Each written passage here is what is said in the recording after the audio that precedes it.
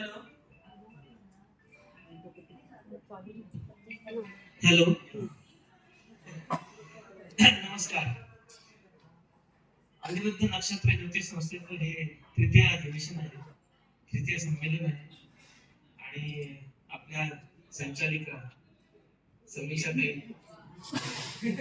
समीक्षाताई आणि आजचे जे अध्यक्ष आहेत मान्यवर Shri Naval sir, Shri Mahamuni sir, Shri Ajay Pathak sir आणि श्री सतीश सर आणि माझे सगळे बंधू आणि भगिनी. आता माझा जो विषय तो तसा आवडता विषय अष्टपर्ग आणि ग्रहगोचर. आता ग्रहगोचर म्हणजे काय की आता आपण जेव्हा जन्माला येतो तेव्हापासून ते आपण जाईपर्यंत प्रत्येक ग्रह आपल्या कुंडलीमध्ये कुठे ना कुठे फिरत असतो. आपली एक वाट असते.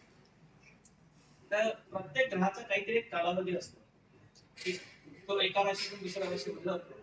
आता आपली जी कुंडली आहे ती प्रत्येक घर किंवा प्रत्येक भाव हा 30 डिग्रीचा आहे. तर आता गोचर म्हणजे काय तर जेव्हा एका राशीतून दुसऱ्या राशीमध्ये ग्रह जाईल तो झालं गोचर. आता अष्टकवर्गामध्ये काय आहे की अष्टकवर्गामध्ये 7 ग्रह आणि लग्न असं 8. आता या 30 डिग्रीचे त्याच्यावर 8 भाग केले ग्रहांच्या कक्षा होतात. आता याच्यामध्ये काय केलंय की ग्रह गोचर मध्ये अष्टपर्व पद्धतीप्रमाणे तर पहिली कक्षा जी आहे ती शनीची कक्षा आहे. आता या 8ला जेव्हा आपण या 30 डिग्री जेव्हा आपण 8ला डिवाइड करतो तेव्हा ती येते 3 अंश आणि 45 कला. तर म्हणजे प्रत्येक ग्रह हा स्वतःच्या किंवा दुसऱ्याच्या कक्षेमध्ये 3 डिग्री म्हणजे 3 अंश आणि 45 कला इतके तिथे राहतो आणि मग तो दुसऱ्या कक्षेमध्ये राहतो. आता पहिली जी कक्षा दिली आहे ती सगळ्यात संख्य गतीने तो ग्रह दाखवतो म्हणजे शनी ग्रह. आणि पहिली कक्षा ही पारशी ऋषींनी शनीची दिलेली आहे. आणि मग त्याचा कालावधी काय आहे आता आपल्याला कल्पना आहे की शनी ग्रह हा साधारणतः प्रत्येक राशीमध्ये 2.5 वर्ष असतो आणि तो सगळ्यात स्लो म्हणून आहे. आता 2.5 वर्ष म्हणजे तुम्ही विचार करा त्याला डिवायडेड तो किती 3 डिग्री पार करायला किंवा 3 अंश आणि 45 कला पार करायला तर किती दिवस लागतील. तर साधारणतः 1 डिग्री साठी त्याला 1 महिना लागेल म्हणजे 90 दिवस आणि पुढचे 45 म्हणजे साधारणतः 110 ते 135 दिवस शनीला पुढच्या कक्षेमध्ये जाण्यासाठी लागतील.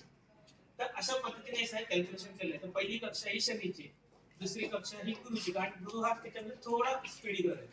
त्याच्यानंतर मंगळाची, मग सूर्य, मग शुक्र, मग बुध, मग चंद्र आणि शेवटी धनु. आता चंद्र तर फास्ट होईल म्हणजे तो एका कक्षेमध्ये साधारणतः 7.5 तास राहतो आणि लग्न तर दर 2 तासांनी बदलत असतं. तर असा सगळा कालावधी या ऋषींनी त्याचं मांडून ठेवलेलं आहे. तर हे झालं गोचर. मग आता जेव्हा त्याची दशा, महादशा, अंतर्दशा, निदशा, सूक्ष्मदशा जेव्हा असेल त्या पद्धतीने आपण त्याचा फलादेश करतो. आता आपण अष्टपर्गाकडे आता हे झालं ग्रहांचं गोचर म्हणजे तर अष्टपर्ग पद्धती पूर्ण ग्रहांच्या गोचरावर आधारित आहे. कारण अष्टपर्गामध्ये बिंदू आहेत, अंक आहेत आणि हे अंक हे आयुष्यभर राहतात, हे काही चेंज होत नाही. आता अष्टपर्गामध्ये जे टोटल बिंदू येतात ते येतात 337 आणि त्याला डिवायडेड बाय 12 केलं ते येतात साधारणतः ऍव्हरेज 28.28 करायचे. आणि प्रत्येक ग्रह कारण तेव्हा पारशी ऋषींनी काय केलं की प्रत्येक ग्रहाला म्हणजे सूर्य, मंगळ, चंद्र, बुध, गुरु, शुक्र, शनी या सगळ्यांना बिंदू त्यांनी फिक्स करून ठेवले की सूर्याला 8 बिंदू, चंद्राला 49 बिंदू, मंगळाला 39 बिंदू, शनीला 45 बिंदू. आता हे जे 2 महापुरुष आहेत यांना त्यांनी बिंदू दिले. गुरुला 56 बिंदू, शुक्राला 54 बिंदू आणि बुधाला 52 बिंदू असं त्यांनी म्हणून ठेवले. आता ते ग्रह ज्या आपल्या जन्माच्या वेळी ज्या स्थानात असतील तिथून कुठे कुठे शिवबिंदू येतील ते त्यांनी लिहून ठेवले. आता ते जरी बोलत असेल तर अजून खूप वेळ लागेल त्यामुळे मी फक्त शॉर्ट मध्ये सांगतो की प्रत्येक ग्रह हा 0 ते 8 बिंदू देतो आपल्याला. म्हणजे एक चंद्राचं भिन्नाष्टक आहे आणि याचं भिन्नाष्टक असतं, एक सर्वाष्टक असतं आणि भिन्नाष्टक असतं. तर प्रत्येक ग्रहाचं भिन्नाष्टक असतं, चंद्राचं भिन्नाष्टक, सूर्याचं भिन्नाष्टक, मंगळाचं भिन्नाष्टक आणि त्याच्यामध्ये त्या स्वतःने आणि बाकीच्या ग्रहांनी कुठे शिवबिंदू दिले त्याची सगळी टोटल केली जाते. तर या भिन्नाष्टकाचे जे सगळी टोटल येते त्याला येऊन सर्वाष्टक म्हणतात.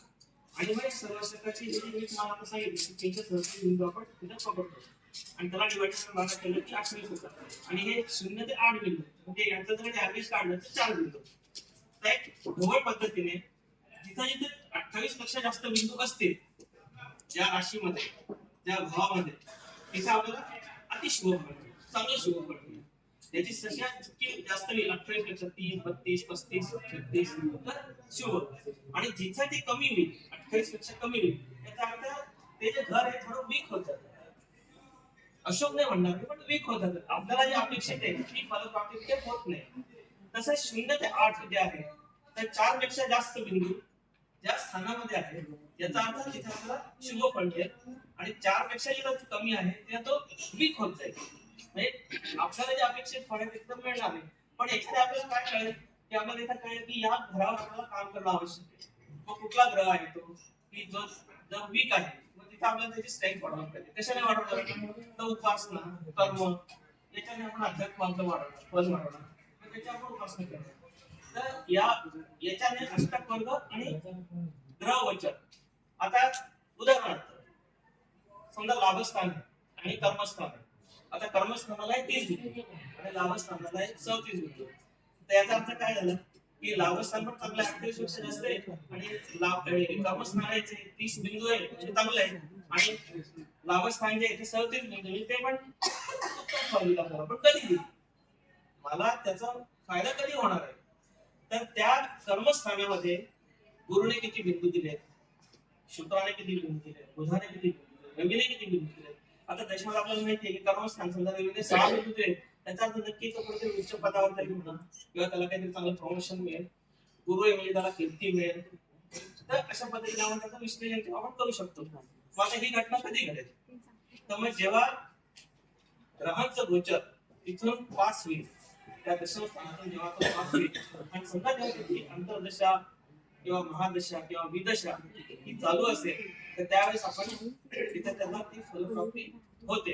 आणि ते आपण अचूकपणे प्रेडिक्ट करू शकतो. आणि तर बिंदू असल्याने काही चॅलेंज नाही आहे की नाही तर आपल्या लग्न कुंडलीमध्ये आपण बघतो किंवा आपण नवमोश मध्ये बघतो किंवा षोडश कुंडलीमध्ये सुद्धा आपण पाहतो इकडे हा ग्रह उच्चीच आहे हा नीचेच आहे याची दृष्टी त्याच्यावर त्याची दृष्टी त्याच्यावर. तर अष्टप्रयोगामध्ये पण हे काही प्रकार नाहीये. त्यांनी लिहिताना आणि बिंदू देताना हा सर्व विचार केला आहे की एखाद्या ग्रहामध्ये सुद्धा ग्रहच नसेल तर मग तो कुठला फळ देणार. मग त्या बिंदू प्रमाणे आपण ते करू शकतो. आता हे हाताने सुद्धा लिहितात म्हणजे किचकट पद्धत आहे म्हणून मग त्यासाठी सॉफ्टवेअर निघाले. सॉफ्टवेअर मधून आपण ते अचूकपणे त्याबद्दल बघू शकतो. आता उदाहरणार्थ आणि सूक्ष्मात सूक्ष्म बघू शकतो म्हणजे आजचा दिवस मला सांगत नाही. आता आपण कक्षेबद्दल बोललो आपण तर आज चंद्र कुठल्या कक्षेमध्ये आज चंद्र समजा कुंभ राशीमध्ये कुंभ राशीमध्ये चंद्राच्या भिन्नाष्टकामध्ये त्याने बिंदू दिलाय का मला आणि किती बिंदू दिले समजा 4 पेक्षा जास्त बिंदू दिले आहेत त्याचा अर्थ सगळं काही ओके आधीच राहील. त्यामुळे आपण सगळे इथं समजलो. तर आजचा दिवस आपला कसा आहे हेच आपण तिथं बघू शकतो. आता दुसरं असं आहे की माझा कुठला काळ चांगला येणार आहे कुठला आठवडा चांगला येणार आहे कुठलं वर्ष चांगलं येणार आहे. आता बघा लवकरच शनी पालट होणार आहे. शनी बदल होणार आहे मार्च मध्ये आणि गुरु बदल होणार आहे मे मध्ये. मग माझा येणारा काळ हा कसा जाईल हे आपण याच्यावरून बघू शकतो. कसं बघू शकतो की आता समजा शनी आता सध्या शनी कुंभ राशीमध्ये तो आता जाईल मीन राशीमध्ये. आता मीन राशीमध्ये जेव्हा तो जाईल मार्च मध्ये तर त्याची पहिली कक्षा कुठली राहील शनीची स्वतःचीच राहील. मग त्या शनीच्या कक्षेमध्ये